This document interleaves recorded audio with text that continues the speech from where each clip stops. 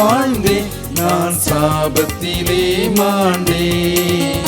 நான் பாவ சேற்றினிலே வாழ்ந்தேன், நான் சாபத்திலே மாண்டேன். எண்ணிலடங்கா பாவங்கள் போக்கி இயேசுவை மீட்டாரே. எண்ணிலடங்கா பாவங்கள் போக்கி இயேசுவை மீட்டாரே. என்னாவிலே புது பாட்டுகள் என்றென்றும் கவி தங்கிடும். என்னாவிலே புது பாட்டுகள் என்றென்றும் கவி தங்கிடும். சந்தோஷம் மறுபிறப்பீந்து மன இருள் நீக்கினார். சந்தோஷம் மறுபிறப்பீந்து மன இருள் நீக்கினார்.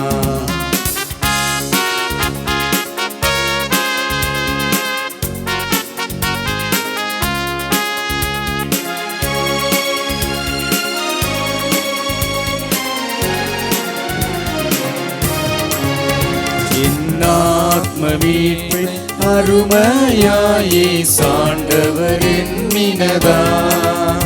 என் ஆத்ம மீட்பை அருமையாயே சாண்டவர் எண்ணினதா. சொந்தத்தம் ஜீவனம் ரத்தம் எனக்காய் சிந்தி ரட்சித்தாரே. சொந்தத்தம் ஜீவனம் ரத்தம் எனக்காய் சிந்தி ரட்சித்தாரே. என்னாவிலே புது பாட்டுகள் என்றென்றும் கவி தங்கிடும். என்னாவிலே புது பாட்டுகள் என்றென்றும் கவி தங்கிடும். சந்தோஷம் மறுபிறப்பீந்து மன இருள் நீக்கினார். சந்தோஷம் மறுபிறப்பீந்து மன இருள் நீக்கினார்.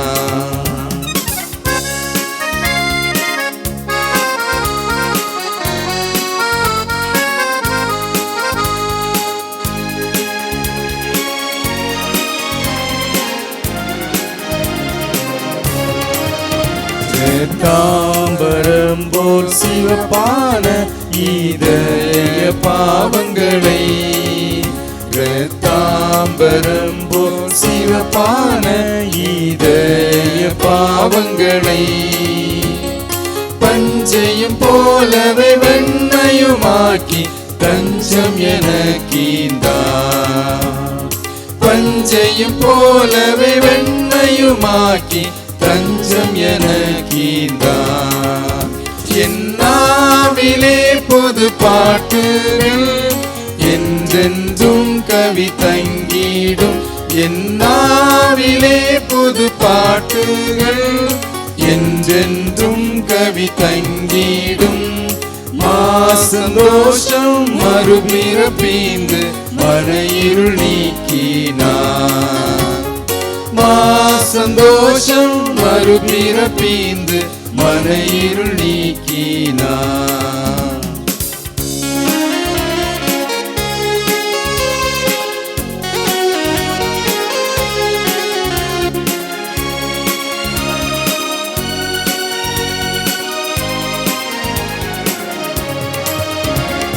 ஜலத்தினால் நல்லாவினால் நான் மறுபடியும் பிறந்தேன். நான் ஜலத்தினால் நல்லாவினால் நான் மறுபடியும் பிறந்தேன். தேவனின் ராஜ்யம் சேர்வதற்காக தேடிக்கொண்டேன் பாக்கியம். தேவனின் ராஜ்யம் சேர்வதற்காக தேடிக்கொண்டேன் பாக்கியம். என்னாவிலே புது பாட்டுகள் என்றென்றும் கவி தங்கிடும். என்னாவிலே புது பாட்டுகள் என்றென்றும் கவி தங்கிடும். சந்தோஷம் மறுபிறப்பீந்து மன இருள் நீக்கினார். சந்தோஷம் மறுபிறப்பீந்து மன இருள் நீக்கினார். இயேசு கிறிஸ்துவின் இனிய நாமத்திலே உங்கள் யாவருக்கும் எங்களுடைய அன்பான வாழ்த்துக்களை கூறிக்கொள்கிறோம்.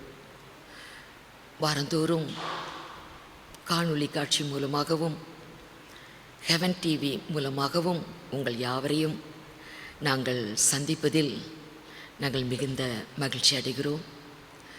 தேவனாகிய கர்த்தர் உங்கள் அனைவரையும் ஆசீர்வதிப்பாராக. கர்த்தருக்கே மகிமை உண்டாகட்டும். கண்களை மூடி நாம் ஜெபிப்போம். சர்வ வல்லமையுள்ள எங்கள் தேவனாகிய கர்த்தாவே, நன்றியோடு கர்த்தருடைய நாமத்தை நாங்கள் மகிமைப்படுத்துகிறோம். இயேசுவே, உமக்கே ஸ்தோத்திரம், ஸ்தோத்திரம், ஸ்தோத்திரம். இந்த வேளைக்காய் உம்மை நாங்கள் மகிமைப்படுத்துகிறோம். கர்த்தருடைய ஆவியானவர் எங்களோடு இடைப்படுகிறீர். உம்முடைய வார்த்தைகளை எங்களுக்கு அருளுகிறீர்.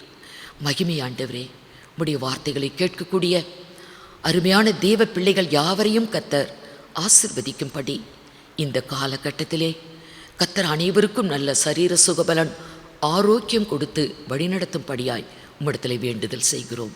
துதிகன மகிமையெல்லாம் கேறெடுக்கிறோம். இயேசு கிறிஸ்துவின் மூலமாய் வேண்டிக் கொள்கிறோம் பரிசுத்த பிதாவே, ஆமென். கர்த்தருடைய நாமத்துக்கு மகிமை உண்டாவதாக. கலாத்தியர் 1 அதிகாரம் 4-5 வசனங்களை வாசிக்க கேட்கலாம். அவர் நம்மை இப்பொழுது இருக்கிற பொல்லாத பிரபஞ்சத்தினின்று விடுவிக்கும்படி நம்முடைய பிதாவாகிய தேவனுடைய சித்தத்தின்படியே நம்முடைய பாவங்களுக்காக தம்மை தாமே ஒப்பு கொடுத்தார். அவருக்கு என்னென்றைக்கும் உள்ள சதா காலங்களிலும் மகிமை உண்டாவதாக, ஆமென். கலாத்திய சபைக்கு அப்போஸ்தலனாகிய பவுல் இந்த கடிதத்தை எழுதுகிறார். சபை மக்களுக்கு அவர் சொல்லும்போது, அவர் நம்மை இப்பொழுது இருக்கிற பொல்லாத பிரபஞ்சத்தினின்று விடுவிக்கும்படி நம்முடைய பிதாவாகிய தேவனுடைய சித்தத்தின்படியே நம்முடைய பாவங்களுக்காக தம்மை தாமே ஒப்பு கொடுத்தார். இப்பொழுது இருக்கிற பொல்லாத பிரபஞ்சம் என்று பவுல் 1ஆம் நூற்றாண்டில் எழுதினார். அப்படியானால் இன்றைக்கு எத்தனை நூற்றாண்டுகள் கடந்து போய்விட்டது. உலகம் மிக மிக பொல்லாத பிரபஞ்சம். நம்மை இந்த உலகத்திலிருந்து, பாவத்திலிருந்து நம்மை விடுவிக்கும்படி கர்த்தர் தம்மையே ஒப்பு கொடுத்தார். நான் வாழ்ந்து கொண்டு இருக்கிற உலகம் மிக ஒரு கொடுமையான, ஒரு பயங்கரமான ஒரு உலகம். வேதத்திலே யோவான் எழுதுவார், உலகம் பொல்லாங்கனுக்குள் கிடக்கிறது என்று சொல்லுவார். 1 யோவான் 5ஆம் அதிகாரம் 19வது வசனத்தில் அவர் எழுதுகிறார், நாம் தேவனால் உண்டாயிருக்கிறோம் என்றும் உலகம் முழுவதும் பொல்லாங்கனுக்குள் கிடக்கிறது என்றும் அறிந்திருக்கிறோம். நமக்கு தெரிஞ்ச காரியம்தான். உலகம் முழுவதும் பொல்லாங்கனுக்குள் கிடக்கிறது. சாத்தான் ஆளுகை செய்து கொண்டிருக்கிறான். அந்தகார சத்ருவின் அதிகாரம் உலகத்தில் பயங்கரமாக விளங்கி கொண்டிருக்கிறது.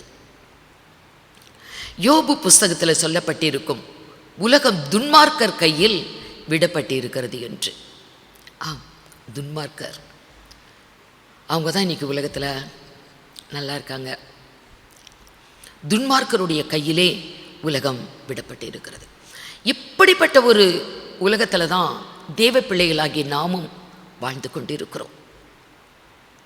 இன்றைக்கு உலகத்தை பார்க்கும் பொழுது பாவத்திலே பெருத்து, அறிவிலே பெருத்து, நோவிலே பெருத்து இருக்கு.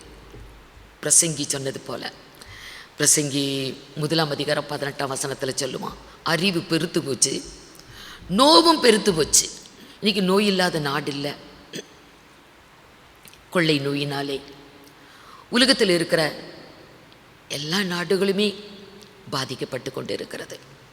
கொரோனா 1ஆம் அலை கடந்து போயினது, 2ஆம் அலையும் கடந்து போனது, 3ஆம் அலை அநேக தேசத்திலே வந்துவிட்டது, நம்ம நாட்டில் வந்து கொண்டே இருக்கிறது. இப்படி நோவு பெருத்த ஒரு உலகமாக ஏன்னா அறிவு பெருத்துருச்சு, ஆகவே நோவும் பெருத்துருச்சு.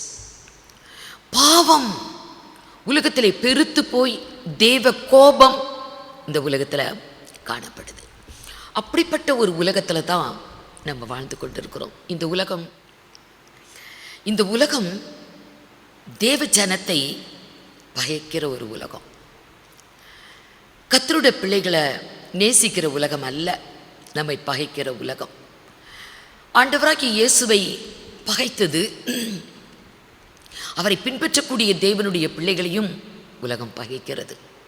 அப்படிப்பட்ட ஒரு பயங்கரமான பொல்லாத உலகத்தில் வாழ்ந்து கொண்டிருக்கிறோம்.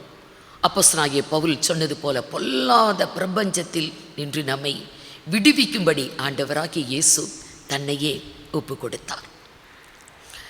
யோவான் சுவிசேஷம் 15ஆம் அதிகாரம்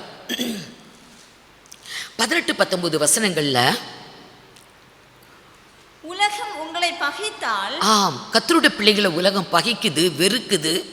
அப்படி பகைத்தால் அது உங்களை பகைக்கிறதற்கு முன்னே என்னை பகைத்ததென்று அறியுங்கள். என்னை பகைத்ததென்று அறியுங்கள். ஆண்டவராகிய இயேசு கிறிஸ்து மனிதனாக, மனுஷகுமாரனாக இந்த உலகத்திலே வந்தார். அவர் 33.5 வருடம் அவர் இந்த உலகத்தில் வாழ்ந்தார்.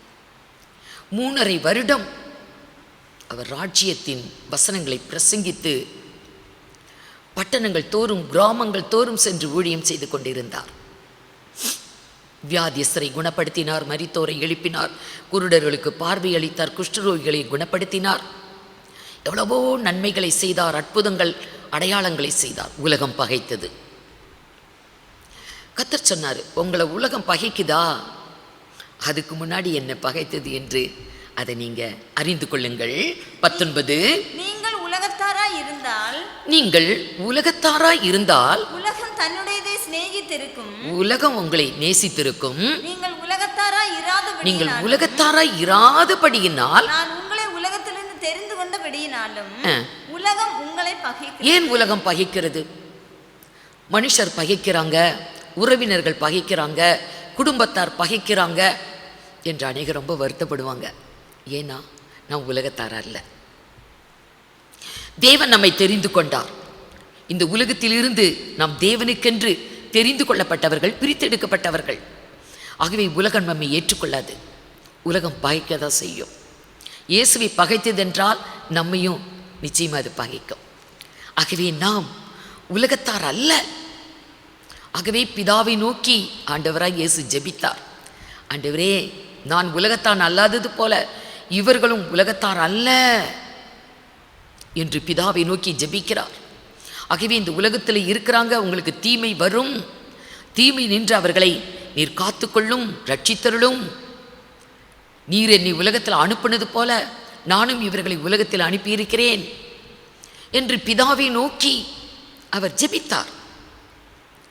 யோவான் சுவிசேஷம் 17ஆம் அதிகாரம் 14 பாருங்க.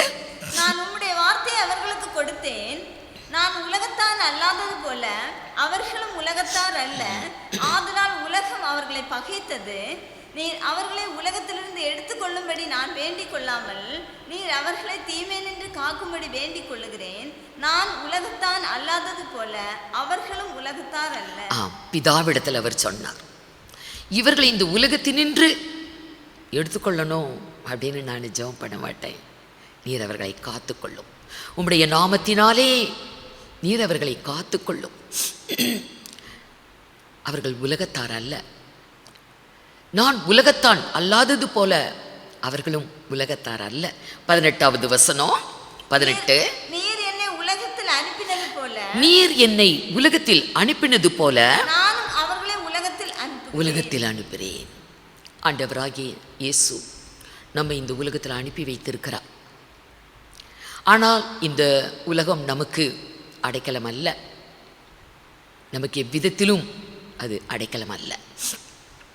பொல்லாத உலகம், பயங்கரமான உலகம், நம்மை பகைக்கிற உலகம், நம்மை வெறுக்கிற உலகம், நம்முடைய பேர் இந்த பூமியில் இருக்கவே கூடாது என்று முயற்சி பண்ணுற உலகம்.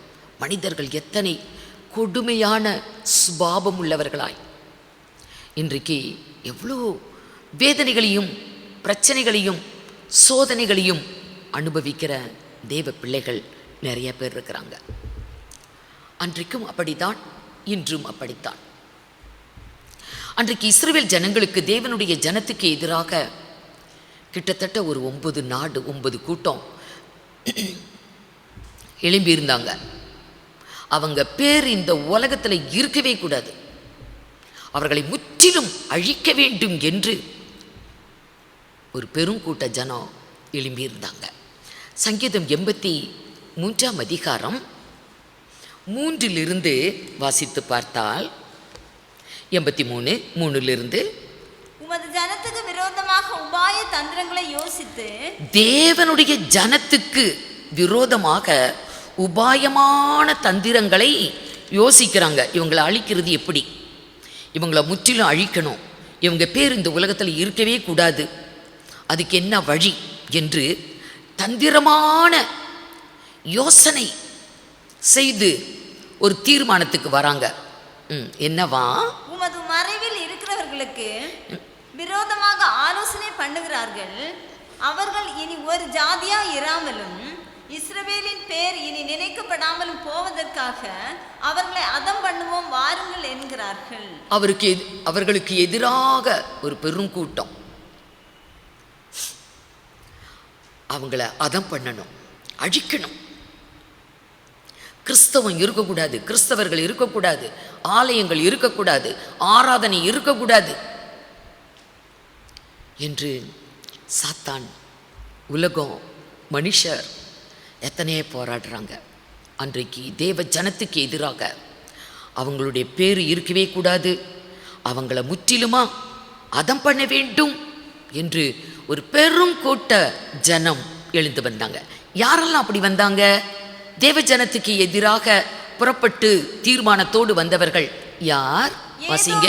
கூடாரத்தாரும் இஸ்மவேலரும் மோவாபியரும் ஆகாரியரும் கேபாலரும் அம்மோனியரும் அமலேக்கியரும் தீருவின் குடிகளோடு கூடிய பெலிஸ்தரும் ஏக மன நிர்ணயமாய் ஆலோசனை செய்து உமக்கு விரோதமாய் ஒப்பந்தம் பண்ணி கொண்டிருக்கிறார்கள். போதும் பாருங்க, இவ்வளோ ஜனக்கூட்டம், கிட்டத்தட்ட 8-9 ஜனக்கூட்டம் தேசத்தார் தேவனுடைய ஜனத்துக்கு எதிராக அவங்கள அழிக்கணும், அவங்க பேர் உலகத்தில் இருக்கவே கூடாது என்று எழும்பி வந்தார்கள். இவர்களில் முதலாவது ஒரு கூட்டத்தை பார்க்கிறோம். தேவ ஜனத்துக்கு எதிராக எழுந்து வந்த கூட்டத்தாரில் ஏதோமின் கூடாரத்தார் என்று முதலாவது ஏதோமியர் என்று ஒரு கூட்டம் தேவ ஜனத்துக்கு எதிராக எழும்பி வருகிறது. ஏதோமியர் இஸ்ரவேல் ஜனத்தை அழிக்க வேண்டும் என்று எழுந்து வந்தவர்களில் முதலாவது வந்தது ஏதோமியர். அப்படிதான் தாவீதுக்கு விரோதமாகவும் எழும்பினவன் ஏதோமியர். தேவ ஜனத்துக்கு எதிராகவும், அடுத்து தாவீதுடைய வாழ்க்கையில் தாவீதுக்கு எதிராக இருந்தவனும் அதே ஏதோமியர். அதனால தான் 52ஆம் சங்கீதத்தில் மொத்தம் 9 வசனம் இருக்கும். அதில் தாவீது பாடுவார். 52ஆம் சங்கீதம், அதில் அவன் பாடியிருக்கிற பாடல் ஏதோமியருக்கு எதிராக, அதில் அந்த பிராக்கெட்டில் கொடுத்துருக்குமே, அதை வாசிங்க. தாவீது அபிமெலேக்கின் வீட்டுக்கு வந்தான் என்று ஏதோமியனாகிய தோவேக்கு வந்து சவுலுக்கு அறிவித்த பின்பு தாவீதினால் பாடப்பட்டு ராக தலைவனுக்கு ஒப்புவிக்கப்பட்ட மஸ்கீல் என்னும் சங்கீதம். தோவேக் என்று சொல்லக்கூடிய ஒரு ஏதோமியன் தாவீதுக்கு விரோதமா சவுலிடத்துல அவனை மாட்டி விட்டுட்டான். சவுலோ தாவீத கொல்லணும், எங்க பார்த்தாலும் அவனை கொன்னுருங்க என்று தன் சேவகர்களுக்கு சொன்னது மாத்திரமல்ல, அவனை தேடி அலைகிறான். அவன் எங்க இருக்கிறான்? வனாந்திரத்திலையா, கெபிக்குள்ளையா, குகையிலையா, காட்டிலையா, இங்கே எல்லாம் தேடி அலைகிறான். தாவீதை கண்டால் அவனை கொன்று போட வேண்டும் என்று தாவீது மீது சவுலுக்கு ஒரு பயங்கரமான ஒரு பகை. என்ன பகை இது? எப்படி வந்த பகை? கோலியாத்தை தன் இளம் வயதிலே தாவீது கொன்றான், கொலை செய்தான். அப்ப இந்த வெற்றி இஸ்ரவேலுக்கு கிடைத்த பொழுது பெலிஸ்தியரை அவர்கள் முறியடித்து வெற்றி பெற்றாங்க. கோலியாத்தை கொன்னதுனால இஸ்ரவேலருக்கு ஜெயம், பெலிஸ்தியர் தோற்று போனாங்க. ஆகவே இஸ்ரவேல் பெண்கள் முறையாக பாடிக்கொண்டு வந்தார்களாம். என்ன பாடினாங்க? சவுலுக்கு 1000, தாவீதுக்கு 10000 என்று பாடல் பாடுறாங்க. 1 சாமுவேல் 18ஆம் அதிகாரம் 6 வாசித்தா தெரியும். தாவீது பெலிஸ்தரை கொன்று திரும்பி வந்த பின்பு, கோலியாத்தை கொன்று அவன் திரும்பி வந்த போது, ஜனங்கள் திரும்ப வரும்போதும் ஸ்திரீகள் இஸ்ரவேலின் சகல பட்டணங்களிலும் இருந்து ஆடல் பாடலுடன் புறப்பட்டு மேளங்களோடும் கீத வாத்தியங்களோடும் சந்தோஷமாய் ராஜாவாகிய சவுலுக்கு எதிர்கொண்டு வந்தார்கள். அந்த ஸ்திரீகள் ஆடி பாடுகையில், சவுல் கொன்றது 1000, தாவீது கொன்றது 10000 என்று முறையாக பாடினார்கள். இப்படி பாடும்போது தேசத்தை அரசாண்டு கொண்டிருக்கிற ராஜா, சவுல் ராஜா, அவனுக்கு எப்படி இருக்கும்? தேசத்தின் ராஜாவுக்கு 1000, ஆனால் இவன் ஒரு சாதாரண மனிதன் தான். ஆனால் கோலியாத்தை கொன்றான் தாவீது. அவனுக்கு 10000 என்று முறையாய் பாடும்போது இவனுக்கு ரொம்ப கோபம் வந்துருச்சு. என்ன, எனக்கு 1000 கொடுத்துருக்காங்க, தாவீதுக்கு 10000 கொடுத்துருக்குறாங்க, இனி ராஜாங்கம் மாத்திரம்தான் இனி பாக்கி, அந்த அளவுக்கு அவனை உயர்த்தி விட்டார்களே என்று அன்று முதல் சவுலுக்கு தாவீது மீது பயங்கரமான ஒரு கோபம், எரிச்சல், அவனை கொலை செய்ய வேண்டும் என்ற ஒரு அப்படிப்பட்டதான ஒரு எண்ணத்தில், அப்படி கோபத்தில் இருக்கிறான். ஆகவே அவன் எங்கே பார்த்தாலும் அவனை கொன்று போட வேண்டும். தாவீதோ சவுலுக்கு பயந்து அவன் ஒவ்வொரு இடமா தங்கிக்கிட்டு இருப்பான். வனாந்திரமான இடம், காடான ஒரு இடம், அல்லது குகையான ஒரு இடம், இப்படி தன்னோடு கூட உள்ள ஆட்களோடு அங்கங்கே அவன் ஒளிந்து, அவன் பதுங்கி, அவன் மறைந்து வாழ்ந்து கொண்டிருக்கிற காலகட்டத்தில் ஒரு முறை தாவீது ஒரு ஆசாரியனிடத்தில் போவான். தனித்து அவன் போவான். அப்போ அந்த ஆசாரியன் எதிர்கொண்டு வந்து, கோலியாத்தை கொன்ற தாவீது ராஜாவுக்கு மருமகன், ஒண்டியா வந்திருக்கீங்களே. அப்போ இவன் பொய் சொல்லுவான். சவுலுக்கு ஒளிஞ்சு மறைஞ்சு இருக்கிறேன் அப்படியெல்லாம் சொல்லலை. ராஜாவுடைய காரியம் ரொம்ப அவசரமான காரியம், அது ஒரு ரகசியமான காரியம், யாருக்கும் சொல்லக்கூடாது. ஆகவே நான் தனித்து வந்தேன். ஏதாவது சாப்பிட்றதுக்கு அப்பம், ஏதாகிலும் ஒரு 5 அப்பம் இருந்தால் எனக்கு வேணும் அப்படின்னு கேட்பான். அப்போ ஆசரிப்பு கூடாரத்தில் இருக்கிற பரிசுத்த அப்பத்தை அந்த ஆசாரியன் எடுத்து கொடுப்பான்.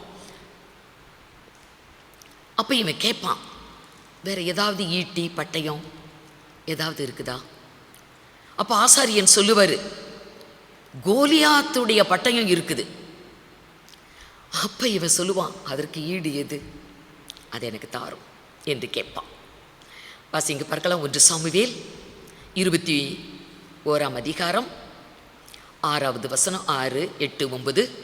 அப்பொழுது கர்த்தருடைய சந்நிதியிலிருந்து எடுக்கப்பட்ட சமூக தப்பங்களை தவிர வேறே அப்பம் அங்கே இராதபடியினால் ஆசாரியன் அவனுக்கு பரிசுத்த அப்பத்தை கொடுத்தான். அவைகள் எடுக்கப்படுகிற நாளிலே 8, 9. அதற்கு பதிலாக சூடான அப்பம் வைக்கப்படும். தாவீது அகிமெலேக்கை பார்த்து, இங்கே உம்முடைய வசத்தில் ஒரு ஈட்டியானாலும் பட்டயமானாலும் இல்லையா? ராஜாவின் காரியம் அவசரமானபடியினால் என் பட்டயத்தை ஆகிலும் என் ஆயுதங்களை ஆகிலும் நான் எடுத்துக்கொண்டு வரவில்லை என்றான். அதற்கு ஆசாரியன், நீர் ஏலே பள்ளத்தாக்கிலே கொன்ற பெலிஸ்தனாகிய கோலியாத்தின் பட்டயம் இதோ ஏபோத்துக்கு பின்னாக ஒரு புடவையிலே சுருட்டி வைத்திருக்கிறது. அதை நீர் எடுக்க மனதானால் எடுத்துக்கொண்டு போம், அதுவே அல்லாமல் வேறொன்றும் இங்கே இல்லை என்றான் என்று ஆசாரியன் சொல்லுவான். கோலியாத்துடைய பட்டயம் இருக்குது. உன்னை தாவீது, சரி அந்த பட்டயத்தை கொடுங்க. இப்போ ஆசாரியன் ஆசரிப்பு கூடாரத்தில் இருந்து தாவீதுக்கு பரிசுத்த அப்பத்தையும் பட்டயத்தையும் அவனுக்கு கொடுக்குறாங்க. அதை அவன் வாங்கி வெளியே வரான். இதை யார் பார்த்து கொண்டிருந்தார் என்றால், ஏதோமியன் தோவேக் தோவீக் என்று சொல்லக்கூடிய ஒரு ஏதோமியன் நம்ம பார்த்தோம். சங்கீதம் 52 அந்த 9 வசனமும் தோவேக்கை குறித்து பாடப்பட்ட பாடல் தான் பிராக்கெட்டில் கொடுத்துருக்கோம். ஏதோமியன் தோவேக். இந்த ஆசாரியனிடத்தில் இவன் அப்பம் வாங்கினதையும் அந்த பட்டயம் எடுக்கப்பட்டதும் அவனுக்காக கர்த்தரிடத்தில் வேண்டுதல் செய்ததையும் இந்த ஏதோமியன் பார்த்து கொண்டே இருக்கிறான். அவன் பார்த்து கொண்டு இருந்து என்ன செய்தான்? நீங்கள் 1 சாமுவேல் 21 அதிகாரம் 7 வசனத்தில் பார்த்தா தெரியும். இந்த ஏதோமியன் இதையெல்லாம் பார்த்துக்கிட்டு இருக்கிறான். அடுத்து இதை அப்படியே சவுல் ராஜாவிடத்தில் போட்டு கொடுத்துருவான். ஆசாரியன் தாவீதுக்கு பரிசுத்த அப்பத்தை கொடுத்ததை நான் பார்த்தேன், கோலியாத்துடைய பட்டயத்தை கொடுத்ததை பார்த்தேன் என ராஜா அறிவிச்சிருக்கிறார். தாவீது யாராவது இல்லை பார்த்தா எனக்கு சொல்லணும், அவனை கொலை செய்யணும் என்று இந்த ஏதோமியன் இதை சொல்லிடுறான். உடனே ராஜா அந்த ஆசாரியனை கூப்பிட்டு விசாரிக்கிறார். நீ பரிசுத்த அப்பத்தை நீ தாவீது கொடுத்தியா? கோலியாத்தின் பட்டயத்தை கொடுத்தியா? அவனுக்காக நீ கர்த்தரிடத்தில் வேண்டுதல் செய்தியா என்றெல்லாம் கேட்குறான். ஆனால் இவனுக்கு இப்படி சவுல் அவனை கொலை செய்ய வேண்டும் என்று தேடிக்கொண்டிருக்கிற விஷயம் தெரியாது. கோலியாத்தை கொன்றான், ராஜாவுக்கு மருமகன், அவ்வளோதான் தெரியும். ஆகவே சவுல் ராஜா ஆசாரியர்களை எல்லாம் அவங்களுடைய குடும்பம் எல்லாத்தையும் அழைச்சிட்டு வந்து இவங்களை எல்லாம் வெட்டி கொல்லுங்க என்று சொல்லுவான். ஆனால் சேவகர்கள் யாரும் கை போட மாட்டாங்க, பயப்படுவாங்க. ஆசாரியர்களுக்கு எதிராக நாங்கள் எதுவும் செய்ய மாட்டோம். அப்போது சவுல் ராஜா அந்த ஏதோமியனை கூப்பிடுவார்.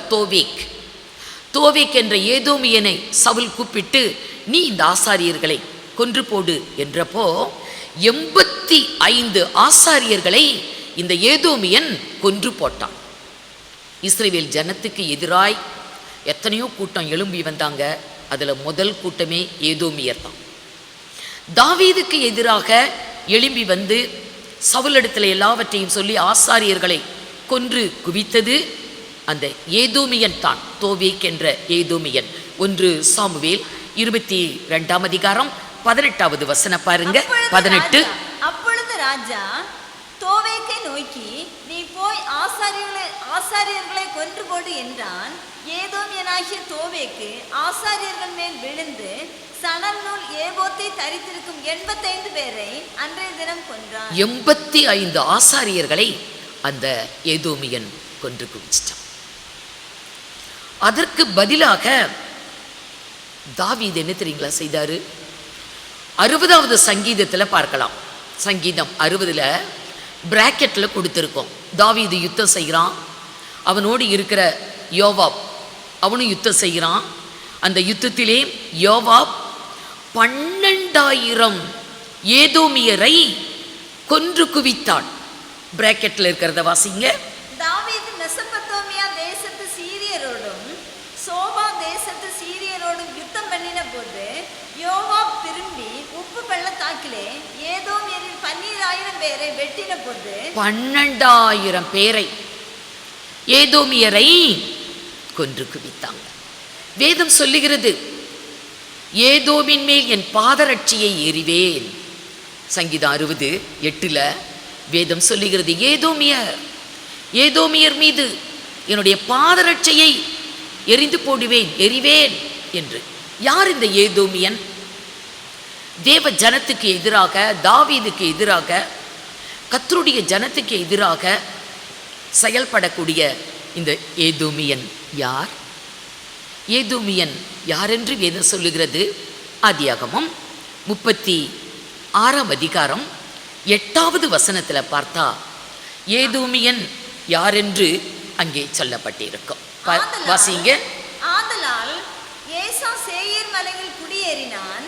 ஏசாவுக்கு ஏதோம் என்றும். ஏசா ஈசாக்கின் மகன். ஈசாக்குக்கு 2 பிள்ளைங்க, ஏசா யாக்கோபு. அந்த ஏசா அவன் பேரு தான் ஏதோம், ஈசாக்குடைய மகன் ஏதோம். முதல் வசன வாசிங்க. 36:1. ஏதோமிய வம்சத்துக்கே தகப்பன் ஏசா தான். ஏசா அவன் பேர் தான் ஏதோம். அவனிலிருந்து வந்தவங்க தான் ஏதோமியர். ஆகவே இந்த ஏதோமியர் என்பவர்களுக்கு தகப்பனே ஏசாத்தான். ஏசாவுக்கு ஏதோம் என்ற பெயர் எப்படி வந்தது அப்படின்னா, ஒரு முறை இவன் ஏசா மிகுந்த பசியோடு வரான். அந்த நேரத்தில் யாக்கோபு ஒரு சிவப்பான பயிற்றங்கூழ் அப்படியே அதை ப்ரிப்பேர் பண்ணிக்கிட்டு இருப்பான். மிகுந்த பசியில் ஏசா அந்த கூழை பார்த்த உடனே அவனுக்கு அது அப்படி சோப்பு கலரில் கவர்ச்சியாக இருக்குது. கவர்ச்சியான ஒரு ஆகாரம், பசி. ஆகவே அவன் யாக்கோபிடத்தில் கேட்பான். ஆதியாகமம் 25ஆம் அதிகாரம் 29-30 வசனங்களை வாசிப்போம். ஒரு நாள் ஏசா வெளியிலிருந்து களைத்து வந்தபோது யாக்கோபு கூழ் சமைத்து கொண்டிருந்தான். அப்பொழுது ஏசா யாக்கோபை நோக்கி, அந்த சிவப்பான கூழிலே நான் சாப்பிட கொஞ்சம் தா, இளைத்திருக்கிறேன் என்றான். இதனாலே அவனுக்கு ஏதோம் என்கிற பெயர் உண்டாயிற்று. ஏசாவுக்கு ஏதோம் என்ற பெயர் எப்படி வந்தது என்று இங்கே சொல்லப்பட்டிருக்கிறது. ஒரு நாளிலே ஏசா மிகுந்த பசி உள்ளவனாக வரான். அந்த நேரத்தில் யாக்கோபு சிவப்பான ஒரு பயிற்றங்குள்ளே சமைச்சிக்கிட்டு இருக்கிறான். அப்போ ஏசா கேட்பான், நான் ரொம்ப பசியாக இருக்கேன், அந்த கூழில் எனக்கு கொஞ்சம் தா என்று கேட்பான். அப்போ யாக்கோபு அவனிடத்தில் கேட்பான், உன்னுடைய சேஷ்டபுத்திர பாகத்தை எனக்கு தா, அப்போ நான் தரேன்னு சொல்லுவான். பசியினால் நான் சாகுறேன், சேஷ்டபுத்திர பாகம் எனக்கு என்னத்துக்கு, அதை நீ எடுத்துக்கோ, எனக்கு அந்த கூழை குடி என்று கேட்டு அவன் அதை வாங்கி குடிக்கிறான். சிவப்பான கூழ், அதன் மீது ஆசைப்பட்டு அவன் தன்னுடைய சேஷ்டபுத்திர பாகத்தையே இழந்தான். ஆகவே சிவப்பு என்ற அர்த்தத்தை உடைய பெயர்தான் ஏதோம். இதனால ஏசாவுக்கு ஏதோம் என்ற ஒரு பெயர் வந்தது என்று வேதம் சொல்லுகிறது. சிவப்பு என்பது அது பாவத்தின் நிறம். ஏசாயா தன்னுடைய புஸ்தகத்தில் எழுதுவார். ஏசாயா 1ஆம் அதிகாரம் 18வது வசனத்தில், வழக்காடுவோம் வாருங்கள் என்று கர்த்தர் சொல்லுகிறார், உங்கள் பாவங்கள் சிவேரென்று இருந்தாலும் உறைந்த மழையைப் போல் வெண்மையாகும், அவைகள் இரத்தாம்பர சிவப்பாய் இருந்தாலும் பஞ்சை போலாகும். கர்த்தர் அழைக்கிறார். இங்கே பாவத்தின் நிறம்தான் சிவப்பு என்றும் இரத்தாம்பர சிவப்பு என்றும் சொல்லப்பட்டிருக்கிறது. பொதுவாகவே நிறங்கள் என்பதற்கு ஒவ்வொன்றுத்துக்கும் ஒரு அர்த்தம் இருக்குது. பச்சை என்றால் செழிப்பு, அதை குறிக்கிற ஒரு நிறம். வெள்ளை, வெண்மையான நிறம் என்பது அது ஒரு தூய்மையை குறிக்கிறதுக்கு அடையாளமாக அதை வைத்திருக்காங்க. அப்படியே சிவப்பு என்பது இங்கே வேதத்தில் பார்க்குறோம், பாவத்தின் நிறம். உன் பாவம் சிவப்பாய் இருந்தாலும், இரத்தாம்பர சிவப்பாய் இருந்தாலும் அதை வெண்பஞ்சை போல் ஆக்குவேன் என்று கர்த்தர் சொல்லுகிறார். ஆகவே ஏதோம் என்றால் சிவப்பு என்று பொருள். அது பாவம். ஒவ்வொரு மனிதனுடைய வாழ்விலும் ஏதோம் இருக்கிறான், பாவம் இருக்கிறது. ஆகவே ஏதோம் கொல்லப்பட வேண்டும். அப்படி ஏதோமை விட்டு வைத்தால், பாவத்தை விட்டு வைத்தால், பாவம் நம்மை கொன்று போடும். ஆகவே மனித வாழ்வில் கொல்லப்பட வேண்டிய ஒரு காரியம் பாவம். அது ஏதோம் என்று பார்க்கிறோம். ஏதோம் அழிக்கப்பட வேண்டியவன், ஏதோமியன் அவன் அழிக்கப்பட வேண்டியவன். பாவம் ஒரு மனிதனுடைய வாழ்வில் உலக பிரகாரமாக வரக்கூடிய ஆசீர்வாதங்களையும் அது தடை செய்கிறது. பரலோக வாழ்வு, மேலான மேன்மையான வாழ்வையும் அது தடை செய்கிறது. பரலோகம் போக முடியாது. பாவம் ஒரு மனிதனுக்குள்ள இருக்கும் போது, ஏதோமியன் ஒரு மனித வாழ்வில் இருக்கும் பொழுது அவன் பாவத்துக்கு அடிமை. ஆகவே அவனுக்கு நித்திய அழிவு என்று வேதத்திலே எழுதப்பட்டிருக்கிறது. வெளிப்படுத்தல் 21ஆம் அதிகாரம் 8வது வசனத்தில் வாசிக்கும் போது பாவ பட்டியல் அங்கே கொடுக்கப்பட்டிருக்கிறது. இந்த பாவம் ஒரு மனிதனுடைய வாழ்வில் இருக்குமே ஆனால் அவனுக்கு 2ஆம் மரணமாகிய அக்கினியும் கந்தகமும் எரியக்கூடிய கடல் என்று சொல்லப்பட்டிருக்கிறது. வாசிங்க.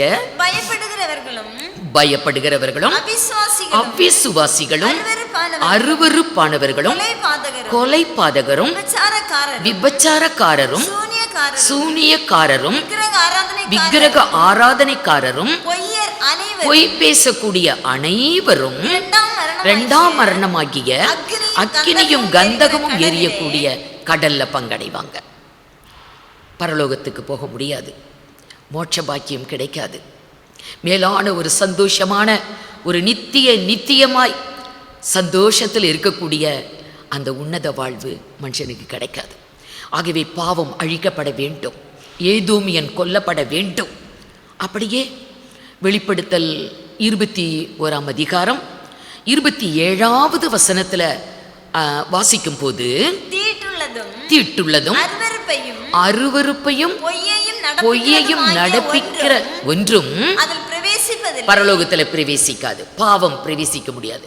பாவம் ஒரு மனிதனுக்குள்ள இருக்கும்போது அவன் பரலோகத்தில் பிரவேசிக்க மாட்டான். ஜீவ புஸ்தகத்திலே யாருடைய பெயர் எழுதப்பட்டு இருக்கிறதோ அவன் மாத்திரமே பிரவேசிப்பான். வாசிங்க. ஆட்டுக்குட்டியானவரின் ஜீவ புஸ்தகத்தில் மாத்திரம் அதில் பிரவேசிப்பார். ஜீவ புஸ்தகத்தில் பெயர் எழுதப்பட்டவங்க மட்டும்தான் நித்திய ராஜ்யத்தில் பிரவேசிக்க முடியும். யாருடைய பெயர் ஜீவ புஸ்தகத்தில் எழுதப்படும்? ஆத்தும ரட்சிப்பை பெற்றுக்கொண்டவர்கள், பாவ அக்கிரமத்தினின்று விடுதலை பெற்றுக்கொண்டவர்கள், அவருடைய பெயர் ஜீவ புஸ்தகத்தில் எழுதப்படுது.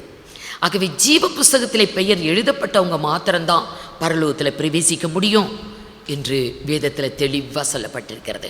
ரட்சிக்கப்படுகிறவர்கள் அந்த பரலோக ராஜ்யத்தின் வெளிச்சத்திலே நடப்பார்கள், மற்றவங்களால் நடக்க முடியாது. அதே அதிகாரம் 24வது வசனத்தில் அப்படி சொல்லப்பட்டிருக்கும். மற்றவர்கள் எல்லாம் புறம்பே இருப்பார்களாம். ஜீவ புஸ்தகத்திலே பெயர் இல்லாதவர்கள், பாவத்திலே அடிமைப்பட்டவர்கள், பாவ வாழ்விலே வாழ்ந்து கொண்டிருக்கிறவர்கள், அவங்க புறம்பே இருப்பாங்க, பரலோகத்துக்குள்ள பிரவேசிக்க முடியாது என்று வேதம் தெளிவாய் சொல்லுகிறது. வெளிப்படுத்தல் 22ஆம் அதிகாரம் 15வது வசனம்.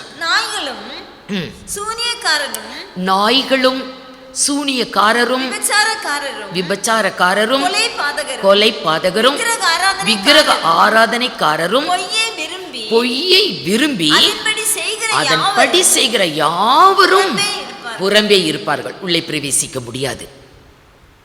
நித்திய ராஜ்யத்துக்குள்ள, பரலோக ராஜ்யத்துக்குள்ள பிரவேசிக்க முடியாது. மனிதனை தடை செய்யக்கூடியது பாவமே. உலக ஆசீர்வாதங்களை தடை செய்யக்கூடியது பாவமே. ஆகவே ஏதோம் என்றால் சிவப்பு என்று அர்த்தம். சிவப்பு என்றால் அது பாவத்தின் நிறம். ஆகவே ஏதோ பாவம். ஆகவே ஏதோமியன் கொலை செய்யப்பட வேண்டும், கொல்லப்பட வேண்டும். ஆண்டவராகிய இயேசு கிறிஸ்து நம்மை ஏவுகிறார். இது கிருபையின் காலம். தேவ தயவு இன்றைக்கு மனிதனை ஏவுகிறது, குணப்படும்படி ஏவுகிறது. இந்த கிருபையின் காலம் முடிவடைய காலம் சமீபம். ஆகவே தேவ தயவு ஒவ்வொரு மனிதனையும் ஏவிக்கொண்டிருக்கிறது. குணப்படு, சீர்படு, செவ்வைப்படு என்று ஏவிக்கொண்டிருக்கிறது. ஆகவே நாம் தேவ தயவுக்கு கீழ்ப்படிவது ரொம்ப அவசியம். ரோமருக்கு எழுதின நிருபம் 2ஆம் அதிகாரம் 4, 5, 6 வசனங்களை வாசிக்கும் பொழுது பரிசுத்த ஆவியானவர் அப்போஸ்தலனாகிய பவுலை கொண்டு அங்கே எழுதுகிறார். வாசிங்க. ரோமர் 2:4 அல்லது தேவ தயவு நீ குணப்படும்படி. ஆம், தேவ தயவு ஒவ்வொரு மனிதனையும் குணப்படும்படி ஏவுகிறது.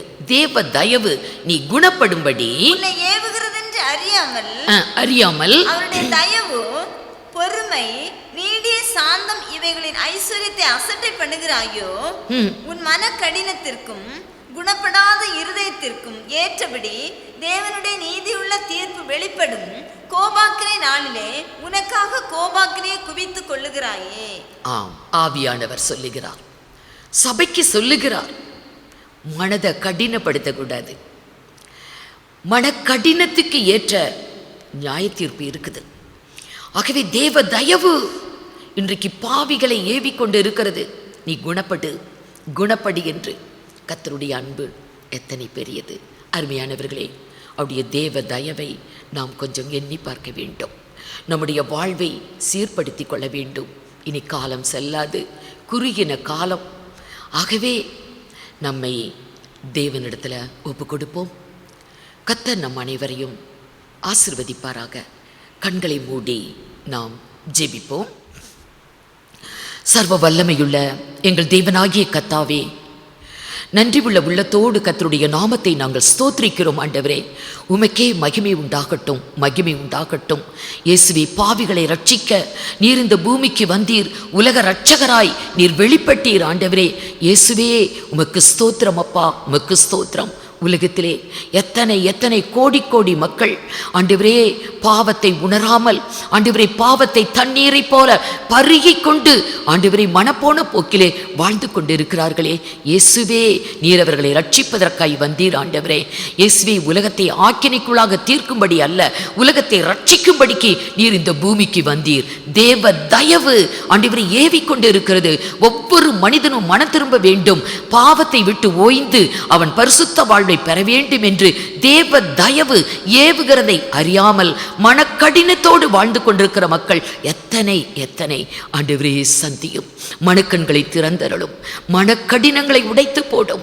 பெருங்கொட்ட ஜனம் பரலோகத்தை சுதந்திரிக்க கிருபை அருளும். ஆண்டவரே, எண்ணிக்கைக்கு அடங்காத திரள் கூட்ட ஜனம் பரலோகத்திலே ஆண்டவரே வெள்ளை அங்கி தரித்து குருத்தோலை பிடித்து சிங்காசனத்துக்கு முன்பாக நிற்க கண்டேன் என்று யோவான் எழுதுகிறாரே. ஆண்டவரே, உமக்கு ஸ்தோத்திரம், ஸ்தோத்திரம் கர்த்தாவே. ஒவ்வொரு தேசத்திலும் உம்முடைய ரட்சிப்பு நிறைவேறட்டும். ஆம் கர்த்தாவே, உமக்கே கோடா கோடி ஸ்தோத்திரம், ஸ்தோத்திரம். இலவசமான இந்த ரட்சிப்பை அனைவரும் பெற்றுக்கொள்ள கிருபை செய்யும். மனுஷர் யாவரும் ரட்சிக்கப்படுவதும் சத்தியத்தை அறியக்கூடிய அறிவை அடைவதும் உமக்கு சித்தமென்று வேதத்தில் எழுதப்பட்டிருக்கிறதே. ஆம் கர்த்தாவே, ஆசீர்வதிங்க. உமக்கே ஸ்தோத்திரம். ஒருவரும் கெட்டு போவது உமக்கு சித்தம் அல்ல. அனைவரையும் ரட்சியும், ரட்சியும். உமக்கே மகிமை உண்டாவதாக. கோடா கோடி ஸ்தோத்திரம். ஒவ்வொரு மனிதனுடைய வாழ்விலும் ஏதும் என் கொல்லப்பட வேண்டும். ஆம், ஸ்தோத்திரம் ஆண்டவரே, உமக்கே ஸ்தோத்திரம், ஸ்தோத்திரம். துதி கணம் மகிமையெல்லாம் எடுக்கிறோம். இயேசு கிறிஸ்துவின் மூலமாய் வேண்டிக் கொள்கிறோம் பரிசுத்த பிதாவே, ஆமீன். என் ஆத்மாவே கர்த்தரை ஸ்தோத்ரி, என் முழு உள்ளமேருடைய பரிசுத்த நாமத்தை ஸ்தோத்ரி. என் ஆத்மாவே கர்த்தரை ஸ்தோத்ரி, அவர் செய்த சகல உபகாரங்களையும் மறவாதே. ஆமீன்.